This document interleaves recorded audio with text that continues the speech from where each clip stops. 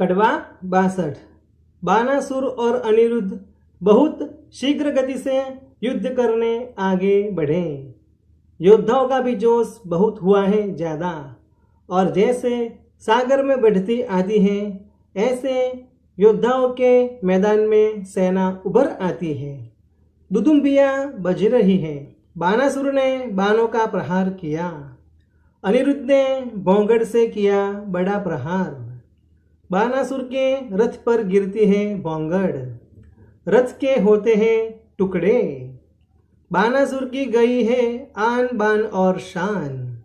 बानासुर के कानों के कुंडल टूटे हैं, कानों पर लगी है चोट। प्रधान बानासुर को महल वापस लाता है। अब प्रधान बानासुर से कहता है, राय आप क्यों अजान रहते हो? कहाँ गया महादेव का बाण? शिव जी के बाण का करो प्रयोग। बंदी बनेगा अनिरुद्ध, तभी होगा आपका कल्याण।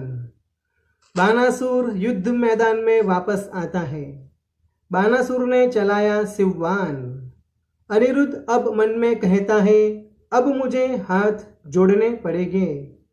अनिरुद्ध ने शिव जी के बाण को किया प्रणाम, और अब अनिरुद्ध हुआ है बंदी। सैन्य अनिरुद्ध को बंदी बनाकर और शिक्षा करता ले जा रहा है। ओखा यह देखकर रोती है। कड़वा 63। ओखाबाई महल की मंजिल पर रोती है और रोते रोते बोलती है, मेरे पियू जी को ले जा रहे हैं। सहेली, मुझसे ये देखा नहीं जा रहा। और थोड़ी देर में कोई कहेगा, अनिरुद्ध को शिक्षा दी। मेरे पिछले जन्म के कौन से पाप, मेरा इतना बड़ा क्या अपराध? मेरा पापी पिता क्यों नहीं मरता? मेरे पापी पिता के सर पे आसमान गिर पड़े। मेरे स्वामी कोमल है, वह कैसे शिक्षा का मार सह सकेंगे? मेरे निर्दय पिता को दया क्यों नहीं आती? मुझे बाल्यावस्था में ही विधवा होना पड़ेगा। कड़वा 64। चित्रलेखा कहती है, ओखा क्यों तुम रोती हो? कुछ नहीं होगा तेरे पियू जी को। जाकर मैं समझाती हूँ, मत लो अनिरुद्ध के प्राण। चित्रलेखा जाती है और अपने पिता के पास खड़ी रहती है और कहती है, पिताजी मेरी एक विनती है, कृपा करके आप सुनिए। अनिरुद्ध है बड़े घर का बेटा, आप इसका सर काटोगे तो वैर होगा श्री जगदीश से। वामन रूप में श्री जगदीश ने बलि राजा को पाताल में भेजा था। ऐसी है श्री हरि की लीला। बिना सोचे शिक्षा करोगे तो आप अपने घर और गांव दोनों से हाथ धो बैठोगे। चित्रलेखा की बात सुनकर समझकर प्रधान जाता है बानासुर के पास और कहता है, राजन इसको मृत्युदंड मत दो, वह बड़े घर का बेटा है। ओखा का विवाह हुआ है और कोई दूसरा ओखा से विवाह नहीं करेगा। आपकी होगी बदनामी। जमाता को मारा ऐसा लगेगा आपको कलंक, इसलिए इसे कारागृह में बंदी बनाकर रखिए। आप अपने हाथ से अपने हाथ पर कुल्हाड़ी मत मारो। इस अकेले ने 10 लाख को मारा है, वह बहुत बड़ी बात है।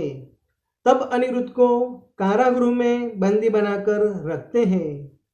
स्थल के साथ अनिरुद्ध को बांधा है, उस पर छोड़े हैं सर्प, चारों ओर अग्नि जलाया है।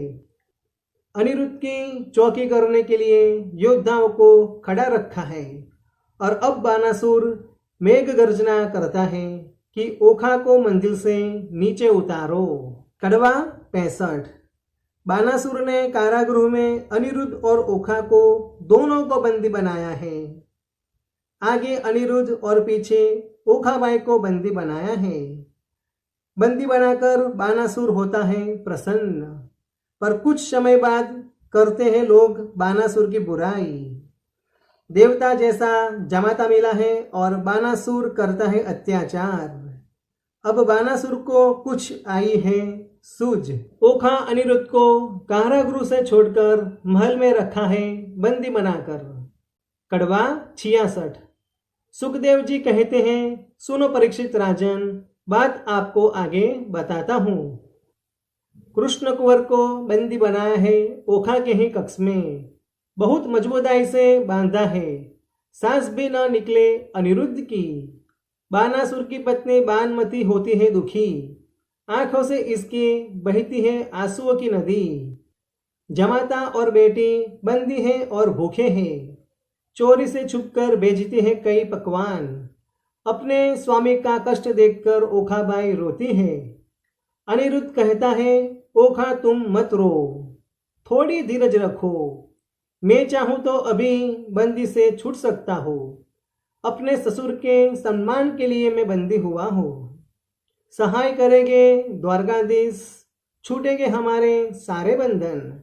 आएंगे श्री कृष्ण और काटेंगे बानासुर के सभी हाथ। प्रिय, तुम्हें मेरी शपथ है, तुम रोकर अपना चंद्र जैसा मुख मत बिगाड़ो। मुझे बंदी होने से भी ज्यादा पीड़ा दर्द तुम्हारे आंसुओं की धारा को देखकर होता है। इसी तरह से अनिरुद्ध ने ओखा को समझाया और ओखाबाई के मन को शांत किया। आगे क्या हुआ जानो राजन। अनिरुद्ध ने प्रणाम किया और याद किया माता भवानी को। माँ आप ब्रह्मानी, माँ आप इंद्राणी, माँ आप कृष्णा। शुंभ निशुंभ को जिसने मारा, किया चंडमुंड का वध, करो आप मेरी सहाय। अन्नपूर्णा, भैरवी, त्रिपुरा, रेणुका, छत्रसंगी, राजेश्वरी, चामुंडा माता, दुख हरो माँ मातंगी। माता हुई है प्रसन्न, दिए अनिरुद्ध को दर्शन। माता पूछती है, क्यों किया मेरा स्मरण। अनिरुद्ध कहता है, माता मेरी दुख की कोई सीमा नहीं है। सर्प का जहर कर रहा है पीड़ा, जल रहा है पूरा शरीर। माताजी ने जहर का किया नाश और हुए अंतर ध्यान। हुई है अनिरुद्ध को शांति और प्रकट हुए नारद जी ब्रह्मा के पुत्र। नारद जी देखते हैं अनिरुद्ध है बंदी और बरस रहे हैं आंखों से नीर।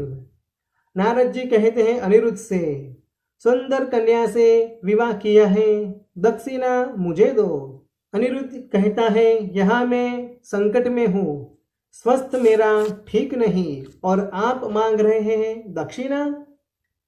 अनिरुद्ध कहता है, शरीर मेरा कमजोर हुआ है और कुछ बोल पाना भी मुश्किल है।